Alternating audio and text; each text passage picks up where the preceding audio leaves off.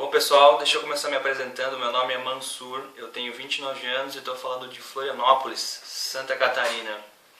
Eu estou terminando a residência médica em psiquiatria, aqui mesmo em Florianópolis. São 3 anos, estou no terceiro ano. O objetivo com esse videolog é de falar sobre as coisas que me interessam, principalmente psiquiatria, psicologia, medicina em geral e também um pouquinho de tecnologia que eu gosto bastante, informática e internet. Hoje eu queria falar sobre um assunto que eu considero bastante polêmico e que está na boca do povo e que aparece na TV e é discutido nos hospitais, e a população geral geralmente não tem muito acesso a essas informações que eu gostaria de conversar com vocês aqui hoje. É sobre um assunto que é popularmente chamado de reforma psiquiátrica. A reforma psiquiátrica nada mais é do que um movimento que iniciou lá em torno da década de 80, de volta para casa. O que significa isso? Um movimento para que os pacientes psiquiátricos que estavam internados nos hospitais, tanto em regime asilar, crônico quanto agudo, em quadros agudos, para que esses pacientes pudessem retornar para suas casas, para suas famílias, para as comunidades e não ficassem mais submetidos ao estigma da institucionalização ou à hospitalização, porque naquela época, até a década de 90, os hospitais psiquiátricos eram verdadeiros depósitos de gente. Faltava investimento, faltava profissional especializado, capacitado. Então essas pessoas que estavam internadas, elas não tinham uma assistência muito humana e também não era uma assistência muito especializada, não era muito técnica, porque não se tinha essa visão que a gente tem hoje. Então esse movimento começou lá a partir da década de 80, década de 90, quando começaram então a limpar os leitos de hospitais psiquiátricos, tirando esses pacientes de lá, E foi então em 2001, na gestão do Fernando Henrique Cardoso, que foi instituída uma lei federal número 10.216, que finalmente regulamenta a atenção em saúde mental no nosso país. E ela visa fazer o fechamento de leitos em hospitais psiquiátricos e futuramente o fechamento desses hospitais psiquiátricos e consequentemente a abertura de unidades psiquiátricas em hospitais gerais e criação e ampliação de uma rede de atendimento para esses pacientes de posto de saúde e CAPs. Os CAPs são Centro de Atenção Psicossocial.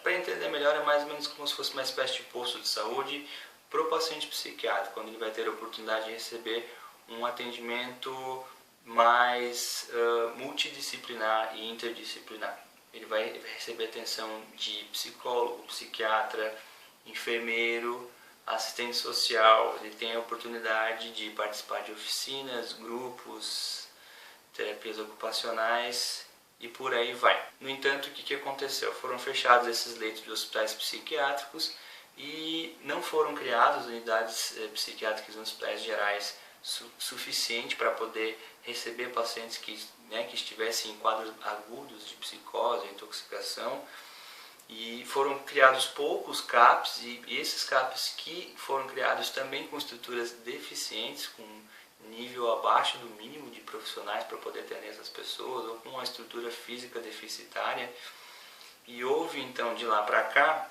uma espécie de desassistência e desumanização no atendimento.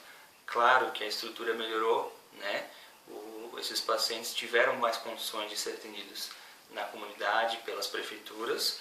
No entanto, boa parte de alguns pacientes que estavam em regime hospitalar ou que tinham necessidade de internação, por não conseguir ser internados pela falta de leitos, por não conseguir receber atendimento na rede, nos postos de saúde e nos CAPs, por causa da sobrecarga da rede, às vezes ficavam em situação de rua, iam morar na rua porque a família muitas vezes não aguentava, às vezes abandonava esse paciente na rua, ou o paciente num quadro agudo, num quadro de psicose, enfim, quadro de mania, ele acabava se envolvendo com alguma situação de conflito com a lei que a gente fala, ou seja, ele acabava fazendo alguma coisa que era denunciado, ou um comportamento inadequado, ou abordava alguém, enfim, cometia pequenos crimes, acabava que esse paciente era tido como um criminoso e em vez de receber tratamento e atenção psicossocial, esse sujeito acaba sendo levado então para as prisões. E também, além de prisão, os manicômios judiciários ou hospitais de custódia, que grosso modo, é como se fosse uma espécie de presídio para paciente que tem transtorno mental. Esses pacientes às vezes são considerados inimputáveis, depende, o juiz aqui vai determinar isso aí, mas ele tem que acabar cumprindo uma pena, só que em regime fechado, porque ele pode representar um risco para si e para terceiros. Então esse é o objetivo, para cuidar do paciente, segurança dele e segurança de terceiros. Houve um aumento de população carcerária com transtorno mental, houve um aumento de população de rua com transtorno mental. Então existem os dois lados da moeda, a gente tem que tomar cuidado com o discurso, não pode ser polarizado nem para um lado nem para o outro, e eu acredito, pelo menos na minha visão, que a ideia é integrar. A gente tem que integrar a atenção em saúde mental no Brasil. O que eu quero dizer com isso? Eu quero dizer que a gente tem que trabalhar em equipe, né? O modelo não pode ser tão médico-centrado como já foi no passado. A gente precisa da ajuda, né, do apoio dos outros profissionais da saúde mental, psicólogos, enfermeiros, assistentes sociais, terapeutas ocupacionais e outros que ajudam, né, e que trabalham com a gente, porque o paciente realmente ele precisa dessa atenção. Ele precisa de atividades, ele precisa de uma atenção na casa dele, com a família dele, de uma abordagem assistencial, porque sozinho a gente não consegue, só o remédio muitas vezes realmente não vai funcionar. Hoje o que eu queria falar era mais ou menos isso, eu falei de forma bem superficial, bem por cima, é o meu primeiro vídeo. A ideia é que a gente vá aprofundando discussões, se surgirem dúvidas ou vocês quiserem mais informações a respeito, eu posso ir atrás, eu posso estudar, eu posso ler, a gente pode discutir a respeito, enfim. Vocês se inscrevam aí nos comentários. Eu tenho várias outras ideias para fazer outros vídeos sobre temas dentro da área de psiquiatria, que, né, evidentemente me interessa muito.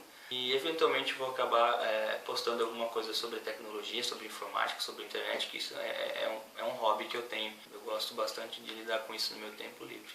Então, muito prazer. Desculpe aí a inexperiência do primeiro vídeo e muito obrigado. Até a próxima.